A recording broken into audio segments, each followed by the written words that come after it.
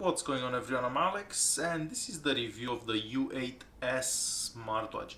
So this one looks just like the U8 or the U80. It has a couple of added features, costs about $10-12, so it's a very cheap watch. First of all, it comes in this box which looks very similar to the boxes from the other watches.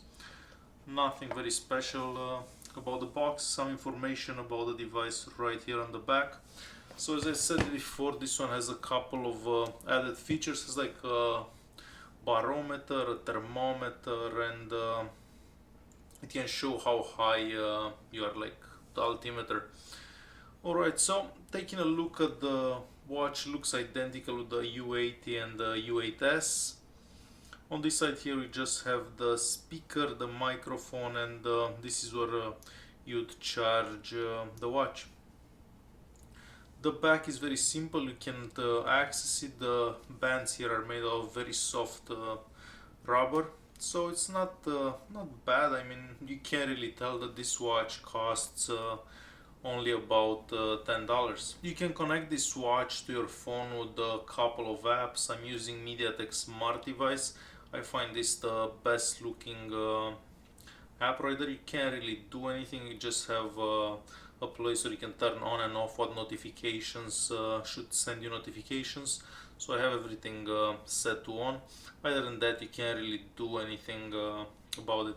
Right here it says connected.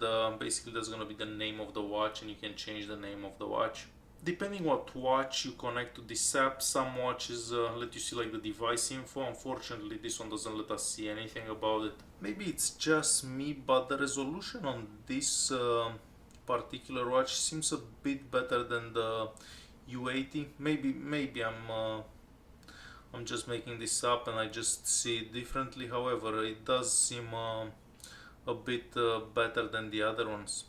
So this is the maximum brightness right here, so I'm gonna leave it like this so you can see it better on the camera. This is the startup screen. Basically you have three buttons here. This is the return, this is basically the app drawer, and this is like an OK or something like that. You can exit apps by swiping down, so it's very straightforward. The settings app, it's not gonna show us much. The clock app lets us change the clock type, like the watch face. So this is the watch face right now. If I go back into clock, you're gonna see the other one, which is this one. So very straight forward. I'm gonna leave this one here. It's my favorite because it has a couple of options right there. Other than that, we just get the languages in here, so not that many languages, but good enough I guess for a $10 watch. The power save, I think it's pointless. I had it on off, I don't think it makes any difference. However, the watch will make it run an entire day without any problems. The anti-loss, basically if the watch disconnects from the phone, it's gonna sound an alarm.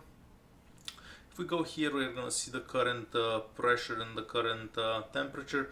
However, if you do have the watch on your hand, it's gonna show higher than normal temperature. So basically you have to put the phone down, I mean the watch down, and just let it sit for a while till it's not warm from your hand.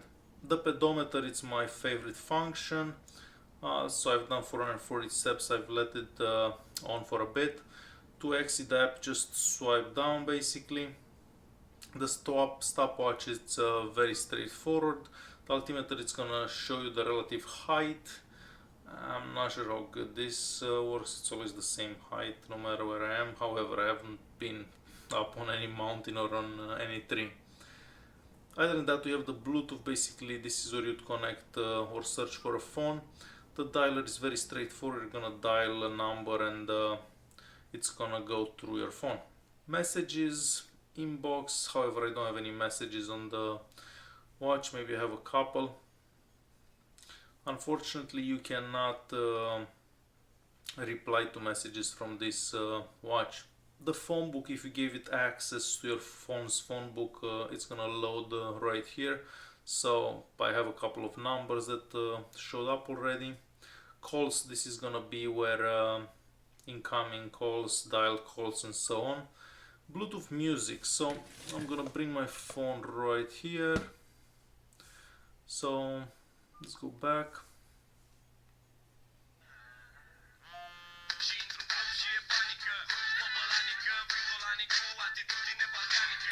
So very straightforward. You can play music that you have on your phone onto the watch's speaker. The Bluetooth camera, unfortunately you cannot see what the phone sees, so you can just take a picture and you can see the picture after that, but you cannot see like live what the phone sees. The alarm right here, if you want to set up an alarm so the watch wakes you up. The calculator, it's straightforward. The sleep monitor, basically it's gonna tell you how much you actually slept and how much you moved. And the calendar here is very small and you can barely see it. The rest app here, basically, I don't know who's gonna use this. I mean, after you do a whole bunch of stuff, you're gonna stop and rest regardless. And a drinking reminder, obviously if I'm thirsty I'm gonna drink water. I don't need a watch to remind me to drink water. And that's about it for this watch. So is this watch worth it for 10 bucks? I believe so. I mean, it doesn't look too bad. Looks pretty cool, and the battery lasts an entire day.